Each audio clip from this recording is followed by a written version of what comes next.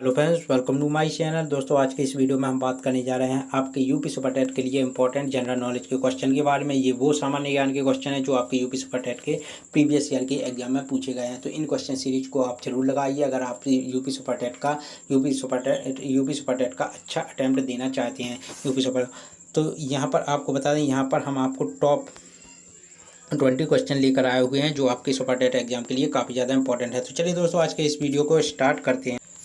पहला क्वेश्चन है आपका यहाँ पर, भारतीय संविधान सभा ने संविधान को कब अंगीकृत किया या कब अपनाया था? तो ध्यान रखना है 26 नवंबर 1949 को भारतीय संविधान सभा के द्वारा संविधान को अपनाया गया था। इसके अलावा लागू कब किया गया था? वो किया गया था 26 जनवरी 1950 को। अगर पूछा जाए संविधान दिवस किस दिन को मनाया जाता है तो वो मनाया जाता है 26 नवंबर को। गणतंत्र दिवस आपका 26 जनवरी को मनाया जाता है। 15 अगस्त को आपका स्वतंत्रता दिवस मनाया जाता है, यह आपको ध्यान रखना है। अगला क्वेश्चन है आपका यहाँ पर, गांधी जी द्वारा असहयोग आंदोलन को स्थगित करने का निम्नलिखित में से कौन सा कारण था? तो यहाँ पर आपके 4 ऑप्शन दिए गए हैं। ब्रिटिश सरकार का दबाव था, दूसरा गोलमेज सम्मेलन होना था, गांधी जी की गिरफ्तारी हुई थी, चौरी चौरा कांड जो है उसके कारण। तो दोस्तों, आपको यहाँ पर बता दें, जो चौरी चौरा कांड हुआ था इसके कारण गांधी जी द्वारा असहयोग आंदोलन को स्थगित कर दिया गया था। कब हुआ था चौरी चौरा कांड? तो ध्यान रखना है 11 फरवरी 1922 को हुआ था। 1920 में आपका असहयोग आंदोलन 1920 में आपका असहयोग आंदोलन शुरू किया गया था। 1922 में चौरी चौरा कांड हुआ था। अगला क्वेश्चन है आपका यहाँ पर, दुनिया के किस देश में सबसे लंबा ज्वार होता है? ऑप्शन है भारत, चीन, जापान, कनाडा। तो सबसे लंबा ज्वार पूछा गया है तो वो होता है आपका कनाडा में। ये आपको ध्यान रखना है दुनिया का, ये आपको ध्यान रखना है। इसके अलावा अगला क्वेश्चन है आपका यहाँ पर, विश्व मौसम विज्ञान दिवस 2022 का विषय या थीम क्या है? तो यहाँ पर आपके ऑप्शन दिए गए हैं। तो इसका जो राइट आंसर है वह है आपका क्या? वह है आपका early warning and early action. 2022 के आपके विश्व मौसम विज्ञान का थीम क्या है? Early warning and early action, ये आपको ध्यान रखना है। इसके अलावा अगला क्वेश्चन है आपका यहाँ पर, सिरका में कौन सा अम्ल पाया जाता है? तो यहाँ पर ऑप्शन है साइट्रिक अम्ल, फॉर्मिक अम्ल, एसिटिक अम्ल, लैक्टिक अम्ल। लैक्टिक अम्ल तो आपका दूध में पाया जाता है। साइट्रिक अम्ल आपने जो नींबू होता है उसमें पाया जाता है।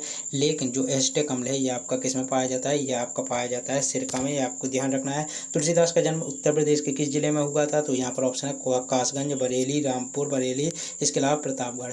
तो ध्यान रखना है तुलसीदास का जो जन्म है वह जो उत्तर प्रदेश के कासगंज जिले में हुआ था, ये आपको ध्यान रखना है।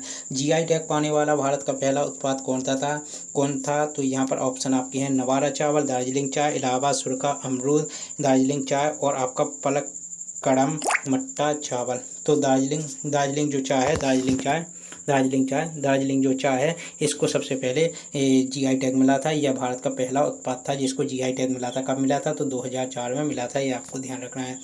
ब्रह्मपुत्र नदी किस देश से प्रवाहित नहीं होती? देखिए यहाँ पर पूछा गया है नहीं होती, तो ध्यान रखना है भारत से तो होती है, बांग्लादेश से होती है, चीन से होती है, यह आपकी भूटान से प्रवाहित नहीं होती है, आपको ध्यान रखना है। उद्गम स्रोत पूछा जाए तो तिब्बत के मानसरोवर झील के समीप कैलाश पर्वत के चेमा युंगडुंग ग्लेशियर से ब्रह्मपुत्र नदी निकलती है। इस नदी को लाल नदी भी कहा जाता है।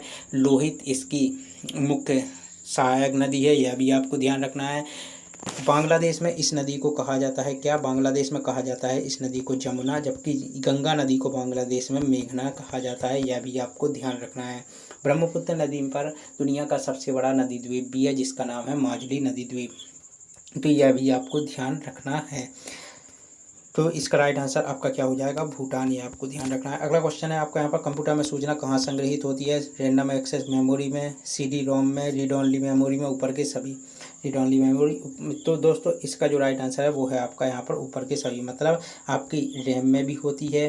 रैम, देखिए रैम क्या है? एक अस्थायी मेमोरी है। यह क्वेश्चन पूछा जाता है कि वॉलेटाइल को अस्थायी बोला जाता है, कौन सी वॉलेटाइल मेमोरी है? तो वह है आपकी रैम।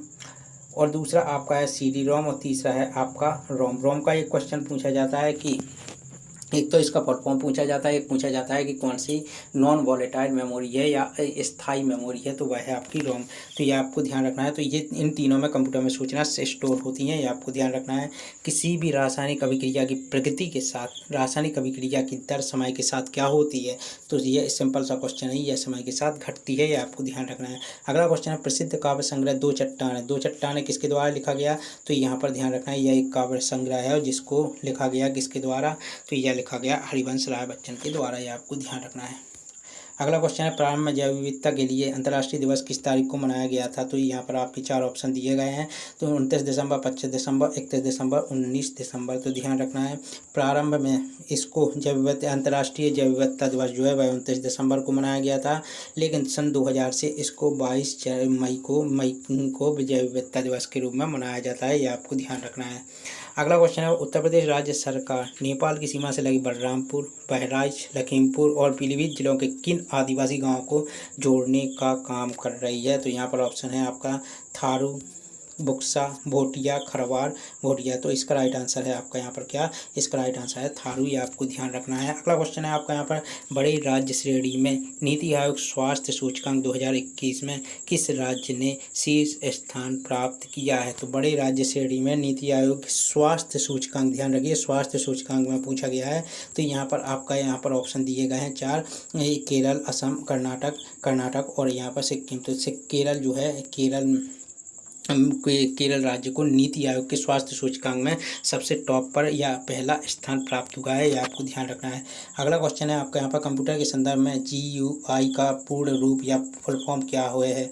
तो यहाँ पर इसका फुल फॉर्म है ग्राफिकल यूजर इंटरफेस। बहुत बार आपका एग्जाम में पूछा जाता है, यहाँ पर कैंडिडेट गलत कर देते हैं। तो ग्राफिकल यूजर इंटरफेस GUI का फुल फॉर्म होता है।